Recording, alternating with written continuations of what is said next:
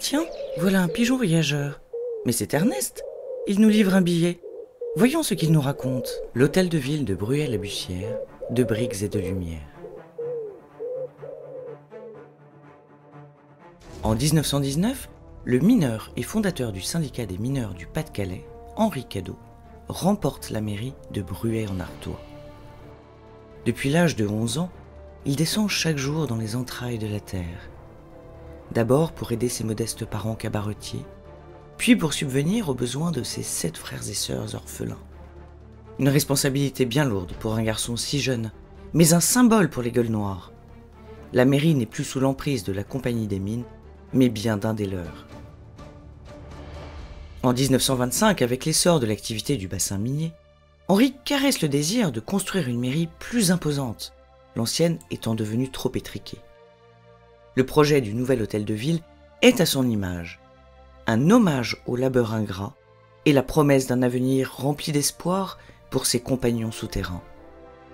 Il ne s'agira pas seulement d'un lieu administratif, mais d'un manifeste. Les années sont folles, soyons fous. Ici, l'art déco prend tout son sens.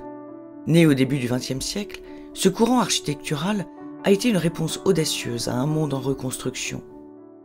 Ses lignes épurées, ses motifs inspirés de la nature et ses matériaux nobles étaient porteurs d'élégance et d'optimisme.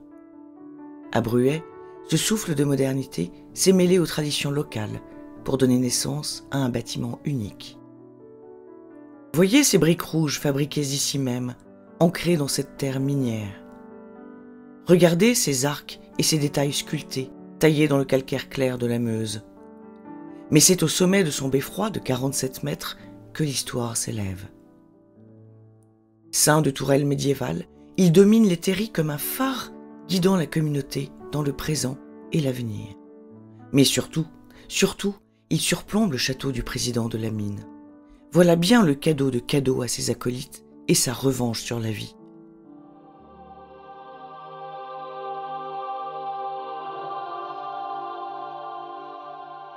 À l'intérieur, la lumière valse au travers des vitraux monumentaux, hauts de 10 mètres, dans un ballet quasi religieux.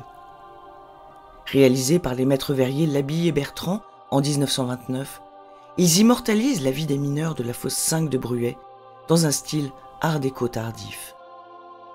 En bas, les abatteurs travaillent dans l'obscurité, leurs lampes projetant des ombres sur les parois de charbon. Plus haut, des herscheurs poussent leurs berlines et des caffus, ces femmes de la mine, trient le minerai, tandis que la salle des machines et la tour de chevalement se dessinent en arrière-plan. Ces scènes, magnifiées par les couleurs éclatantes des vitraux, sont autant de respect et de reconnaissance pour les hommes, les femmes et les enfants qui ont bâti cette ville depuis les profondeurs de la terre.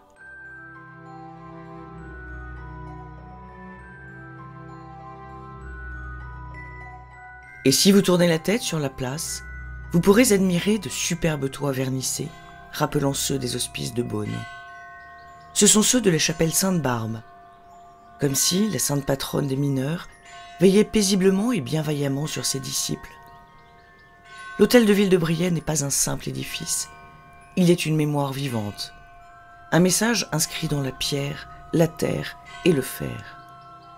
Ce fer Eiffel de la structure qui a permis au bâtiment de survivre à l'incendie ravageur de 2017 et prouver que dans le bassin minier, la vie s'est toujours relevée, comme le célèbrent chaque quart d'heure les cloches du beffroi.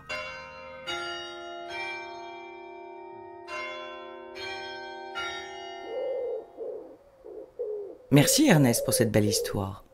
Nous te suivrons attentivement sur le parcours jusqu'à la prochaine étape. Bon vol et restons connectés.